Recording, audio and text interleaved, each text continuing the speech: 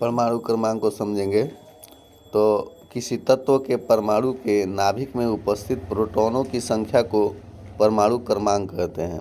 यानी परमाणु क्रमांक जो है किस पर निर्भर करता है, तो नाभिक में उपस्थित जो है प्रोटॉनों की संख्या पर निर्भर करता है। हम जानते हैं किसी परमाणु के नाभिक में जो है न्यूट्रॉन और प्रोटॉन मौजूद रहते हैं। न्यूट्रॉन और प्रोटॉन दोनों मिल कर के किसी भी परमाणु द्रव्यमान को बनाते हैं। लेकिन परमाणु क्रमांक की बात आती है, एटॉमिक नंबर की, तो एटॉमिक नंबर जो है प्रोटॉन पे निर्भर करता है। किसी परमाणु के नाभिक में जितने प्रोटॉन रहेंगे उतना ही उसका जो है परमाणु क्रमांक होगा। फिर नेक्स्ट हम लोग देखते हैं द्रव्यमान संख्या। किसी परमाणु के नाभिक में उपस्थित प्रोटॉन और न्यूट्रॉनों की संख्या के योग को उस परमाणु की द्रव्यमान संख्या कहलाती है। यानी द्रव्यमान संख्या बराबर प्रोटॉनों की संख्या प्लस न्यूट्रॉनों की संख्या। तो प्रोटॉनों की संख्या प्लस न्यूट्रॉनों की संख्या कर देंगे तो उस परमाणु के जो है परमाणु द्रव्यमान पता चल जाएगा। यानी परमाणु द्रव्यमान जो है न्यूट्रॉनों की संख्या प्लस प्रोटॉनों की संख्या पर निर्भर करती है।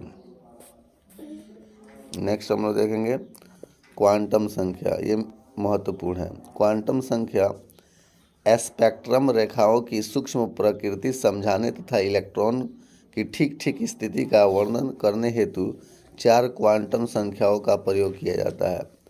पहला है मुख्य क्वांटम संख्या। प्रिंसिपल क्वांटम नंबर को n से दिखाया जाता है। यह एक धनात्मक पूर्णांक होती है। इसका मान 1, 2, 3 ऐसे ही बढ़ते जाता है। n का मान बढ़ाने से अनुमत कक्षकों की संख्या बढ़ती है। इसे n² द्वारा दर्शाया जाता है। यानी कक्षकों की संख्या जो है n² द्वारा दर्शाया जाता है। नेक्स्ट हम लोग देखेंगे यह इलेक्ट्रॉन के मुख्य ऊर्जा स्तर को प्रदर्शित भी करता है। n के बढ़ने से कक्षक की ऊर्जा भी बढ़ती है। यानी कक्षाओं की संख्या बढ़ेगी तो उसके ऊर्जा का स्तर भी बढ़ता है।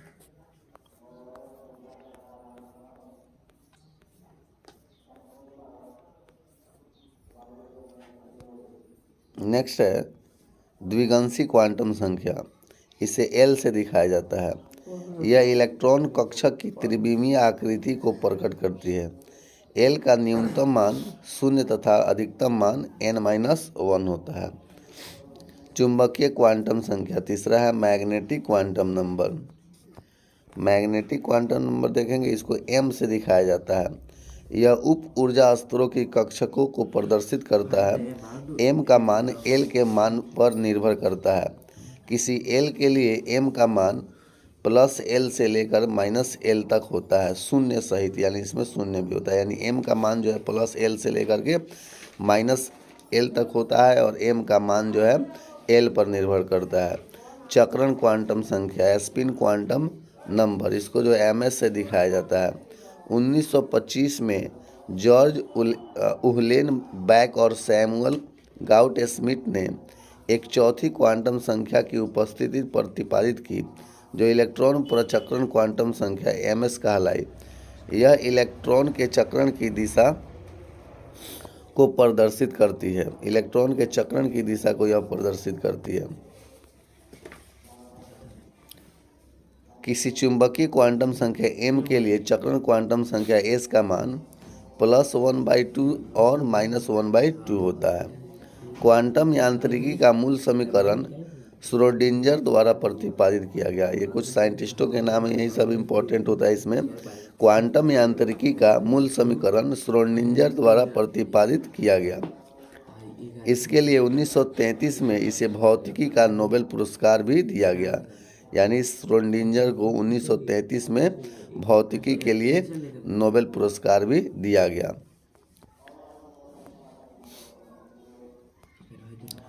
पाउली का अपवर्जन नियम। इसके अनुसार एक दिए गए परमाणु में किन्हीं 2 इलेक्ट्रॉनों के लिए चारों क्वांटम संख्याओं का मान समान नहीं हो सकता है। यानी एक परमाणु में किसी 2 इलेक्ट्रॉन के लिए 4 जो क्वांटम संख्या पड़े हैं, चारों क्वांटम संख्याओं का मान समान नहीं हो सकता है। यदि दो इलेक्ट्रॉनों के n, l और m के मान एक ही हो तो उनका चक्रण विपरीत होगा, यानी उल्टी दिशा में वो घूमने लगेंगे।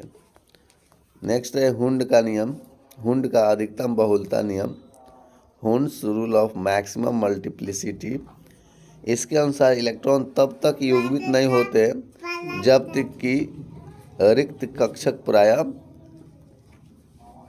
हैं, रिक्त कक्षक प्राप्य है, अर्थात जब तक संभव है इलेक्ट्रॉन अयुग्मित रहते हैं। उसके बाद है हाइजेनबर्ग का अनिश्चितता का नियम, बस इसको केवल सुनते जाना है, इसमें ज़्यादा कुछ इम्पोर्टेंट नहीं है। हाइजेनबर्ग का अनिश्चितता का सिद्धांत, इसके अनुसार किसी कण की स्थिति और वेग का एक साथ यथार्थ निर्धारण असंभव है, यानी किसी भी कण का वेग और उसका पोजीशन एक साथ जो है संभव नहीं है। अफबाउ नियम, ये तो बहुत फेमस नियम है, ये इलेक्ट्रॉनिक विन्यास से संबंधित है।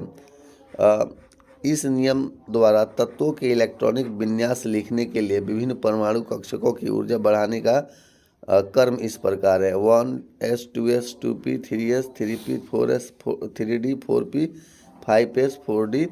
यहाँ पे ध्यान देखेंगे 5s के बाद फिर 4d 5p 6s फिर 4f 5d 6p फिर 7s, ऐसे करके है 1s2 2s2 2p 6 3s2 3p 6 4s2 3d 10 4p 6 5s2 4d 10, ऐसे जो हम लोग पढ़ते हैं। ये अफबाउ का इलेक्ट्रॉनिक विन्यास लिखने का तरीका है। उसके बाद है समस्थानिक आइसोटोप्स, ये इम्पोर्टेंट है।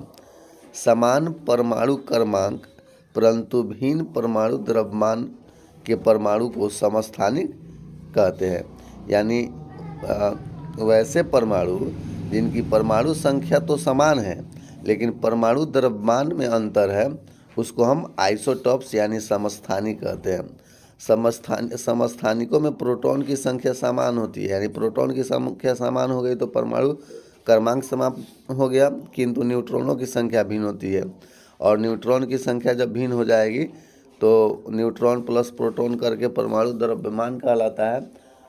तो इस तरह जो है आइसोटोप्स में जो है परमाणु क्रमांक समान होते हैं और परमाणु संख्या भिन्न होती है। जैसे यहाँ पे हाइड्रोजन की बात की गई है, यानी हाइड्रोजन के दो समस्थानिक को दिखाया गया है। यहाँ पे हाइड्रोजन का नीचे वाला जो है परमाणु क्रमांक को दिखाता है और ऊपर वाला परमाणु द्रव्यमान को दिखाता है। तो यहाँ पे देखेंगे हाइड्रोजन का परमाणु संख्या 1 और परमाणु द्रव्यमान 1 है, और यहाँ पे देखेंगे हाइड्रोजन का परमाणु संख्या 1 और परमाणु द्रव्यमान 2 है। तो यहाँ पे ये दोनों हाइड्रोजन के समस्थानिक कहलाएंगे, क्योंकि इन दोनों का परमाणु संख्या समान है बट परमाणु द्रव्यमान अलग अलग है। तथा 1s3 भी देख सकते हैं। तो इस तरह कहेंगे हाइड्रोजन के जो है 3 समस्थानिक हुए, तीनों का जो है परमाणु संख्या समान है और लेकिन परमाणु द्रव्यमान भिन्न भिन्न है। रासायनिक अभिक्रिया में सभी समस्थानिक एक सा व्यवहार करते हैं लेकिन इनके भौतिक गुण भिन्न भिन्न होते हैं। रासायनिक प्रक्रिया में जो है सभी जो है एक समान व्यवहार करते हैं, लेकिन इनके जो है भौतिक जो गुण होते हैं, इनका अवस्थाएं होती हैं, इनका रंग रूप होता है, वो सब अलग अलग होता है, लेकिन रासायनिक अभिक्रिया में एक समान जो है व्यवहार करते हैं।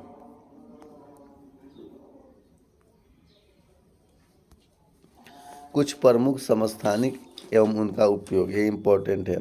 यूरेनियम की बात करते हैं। यूरेनियम के बहुत सारे समस्थानिक होते हैं, उन सभी समस्थानिकों में एक समस्थानिक है यूरेनियम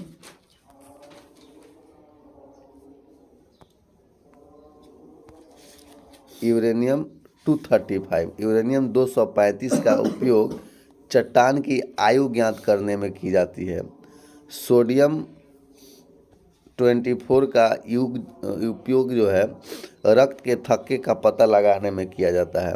कोबाल्ट 60 का प्रयोग जो है रक्त कैंसर को नियंत्रित करने में किया जाता है। आर्सेनिक 74 का प्रयोग जो है ट्यूमर का पता लगाने में किया जाता है। आयोडीन 131 का उपयोग जो है थायराइड ग्रंथि के लिए किया जाता है। फॉस्फोरस F32 को ल्यूकीमिया के उपचार में किया जाता है। आयरन 59 का प्रयोग जो है अरक्तता का रोग पता लगाने में, अरक्तता मतलब एनीमिया का रोग पता लगाने में किया जाता है। तो ये जो है कुछ धातु के जो है समस्थानिक दिए हुए हैं और इनका ये उपयोग है, इसको याद हम करेंगे, ये एग्जाम में पूछता है। फिर जो है देखेंगे सबसे अधिक समस्थानिकों वाला तत्व पोलोनियम है, यानी पोलोनियम एक ऐसा तत्व है जिसके सबसे अधिक समस्थानिक होते हैं। आइसोटॉप्स, अब चलेंगे हम देखेंगे आइसोबार्स का। आइसोबार्स जो है जस्ट जो है आइसोटॉप्स का अपोजिट होता है। समान परमाणु द्रव्यमान हो जाएगा परंतु परमाणु क्रमांक इसमें भिन्न भिन्न हो जाएगा, यानी वैसे परमाणु जिनकी परमाणु द्रव्यमान तो समान है लेकिन परमाणु संख्या भिन्न है तो उनको हम कहेंगे आइसोबार्स। तो यहाँ पे जैसे देखेंगे आर्गन, पोटेशियम और कैल्शियम तीन जो है तत्व दिए हुए हैं। तीनों तत्वों का ऊपर वाला वैल्यू जो है यानी परमाणु द्रव्यमान सेम है, लेकिन नीचे वाला सभी जो है परमाणु क्रमांक जो है अलग अलग है। तो ये जो है तीनों जो है ये आइसोबार्स कहलाएंगे, समभारिक कहलाएंगे, क्योंकि इनकी द्रव्यमान संख्या समान है और परमाणु क्रमांक भिन्न भिन्न है। उसके बाद आता है सम न्यूट्रॉनिक, इसको आइसोटोन बोलते हैं। सम न्यूट्रॉनिक आइसोटोन, जिन परमाणुओं में न्यूट्रॉनों की संख्या समान होती है उन्हें सम न्यूट्रॉनिक कहते हैं। नाम से ही पता चल रहा है सम न्यूट्रॉनिक यानी बराबर न्यूट्रॉन वाले। जैसे यहाँ पे देखते हैं 1H3, यहाँ हीलियम और ये हाइड्रोजन की बात बताई गई है। तो हीलियम और हाइड्रोजन में जो है न्यूट्रॉनों की संख्या समान होती है। इन दोनों परमाणु के नाभिकों में न्यूट्रॉनों की संख्या 2-2 है, यानी न्यूट्रॉनों की संख्या समान है, इसलिए इन दोनों को सम न्यूट्रॉनिक भी कहा जाएगा। उसके बाद जो है सम इलेक्ट्रॉनिक है। सम इलेक्ट्रॉनिक वैसे ही इलेक्ट्रॉन की संख्या जिसमें समान हो, जिन आयनों और परमाणुओं में इलेक्ट्रॉनों का विन्यास समान हो, इलेक्ट्रॉनों का विन्यास समान हो उन्हें सम इलेक्ट्रॉनिक कहते हैं। सम इलेक्ट्रॉनिक परमाणुओं और आयनों में इलेक्ट्रॉनों की संख्या समान होती है। जैसे यहाँ पे आते हैं नियॉन, सोडियम, मैग्नीशियम और एल्युमिनियम, ये सभी जो है सम इलेक्ट्रॉनिक है। इनमें इलेक्ट्रॉनों की संख्या, इलेक्ट्रॉनों का विन्यास जो है एक समान आता है। चलिए अब आते हैं हम लोग नेक्स्ट टॉपिक पर, गैसों का आचरण, बॉयल का नियम। बॉयल का नियम, स्थिर ताप पर गैस की नियत मात्रा का आयतन उसके दाब का व्युत्क्रमानुपाती होता है। निश्चित ताप पर गैस की नियत मात्रा का आयतन यानी दाब बढ़ाने पर जो है आयतन घट जाएगा और दाब घटाने पर आयतन बढ़ जाएगा। ये नियत मात्रा जो है दाब के व्युत्क्रमानुपाती होती है। उसके बाद है चार्ल्स का नियम। उसके बाद है चार्ल्स का नियम। स्थिर दाब पर, अब स्थिर दाब पर गैस की नियत मात्रा का आयतन उसके परम ताप का सीधा अनुपाती होता है। यानी दाब स्थिर रहेगा तो गैस की नियत मात्रा जो है ताप का सीधा अनुपाती होगा, यानी ताप बढ़ाने पर मात्रा जो है बढ़ जाएगी, ताप घटाने पर मात्रा घट जाएगी। परम ताप को जो है T से दिखाया जाता है, तो T = 273 degree plus degree Celsius होता है। हम जानते हैं टेम्परेचर का ऐसा यूनिट केल्विन होता है। परम शून्य ताप, एब्सोल्यूट जीरो टेम्परेचर, सैद्धांतिक रूप से न्यूनतम संभव तापमान -273 डिग्री सेल्सियस यानी 0 केल्विन को, -273 डिग्री सेल्सियस को हम 0 केल्विन कहते हैं, को परम शून्य ताप कहते हैं। परम शून्य ताप -273 डिग्री सेल्सियस या 0 केल्विन को कहते हैं। इस ताप पर सभी गैसों का आयतन शून्य होता है। बहुत इंपॉर्टेंट है, आगे हम लोग देखते हैं। अवोगाद्रो का नियम, समान ताप एवं दाब पर सभी गैसों के समान आयतन में अणुओं की संख्या समान होती है। यानी समान ताप और समान दाब पर सभी गैसों में अणुओं की संख्या एक समान होती है। समान ताप और दाब पर विभिन्न गैसों के 1 ग्राम में अणुओं का आयतन 22.4 लीटर होता है तथा इस 22.4 लीटर में 6.022 × 10⁻23 अणु होते हैं। एवोगाद्रो संख्या हम लोग पढ़े हुए हैं पहले, तो वही है। समान ताप और समान दाब पर 1 ग्राम में किसी भी पदार्थ के 1 ग्राम में अणुओं की संख्या निश्चित होती है। 6.022 इंटू 10⁻23 अणु होते हैं। आदर्श गैस की ऊर्जा मोल की संख्या पर निर्भर करती है। आदर्श गैस की ऊर्जा मोल की संख्या पर निर्भर करती है। तो बस आगे बढ़ेंगे। अवस्था समीकरण।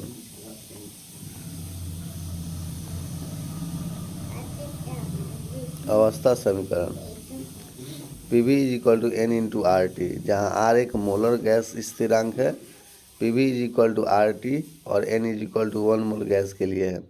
गैसों का विसरण।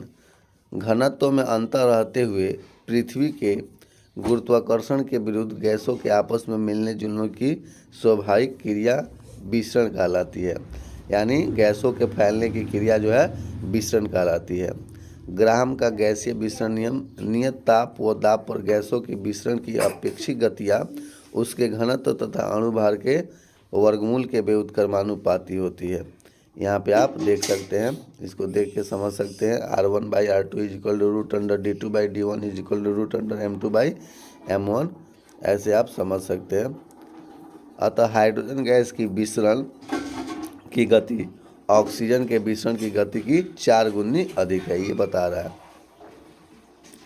हाइड्रोजन के विसरण की गति ऑक्सीजन के विसरण की गति का 4 गुना है।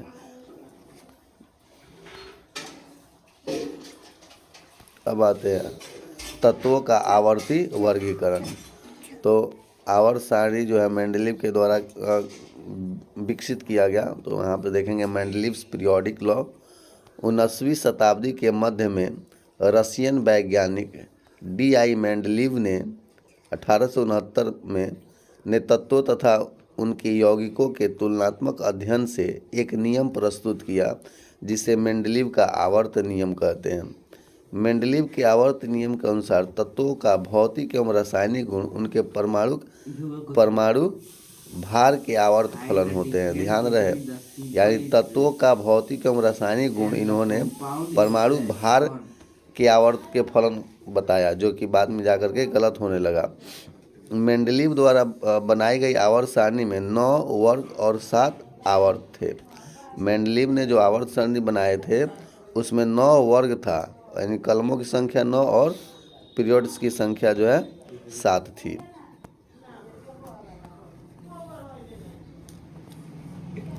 नेक्स्ट है, मेंडलीव ने उस समय तक ज्ञात सभी तत्वों के शामिल करने के अतिरिक्त बहुत से अज्ञात तत्वों के लिए स्थान रिक्त रखे थे और भविष्यवाणी भी की थी कि इस जगह को जो है फुलफिल करने के लिए तत्व इस प्रकृति में विद्यमान है, जिसको भविष्य में खोजा जा सकता है। मेंडलीव की आवर्त सारणी के दोष। हाइड्रोजन को क्षार धातु एवं हैलोजन जैसे दोहरे व्यवहार के कारण दोनों वर्गों में रखा गया। इन्होंने जो है हाइड्रोजन को जो है दोनों वर्गों में रखा था। क्षार, ये हाइड्रोजन जो है क्षार धातु की तरह भी व्यवहार करता था और हाइड्रोजन हैलोजन की तरह भी व्यवहार करता था, इसलिए इनको दोनों में रख दिया था इन्होंने।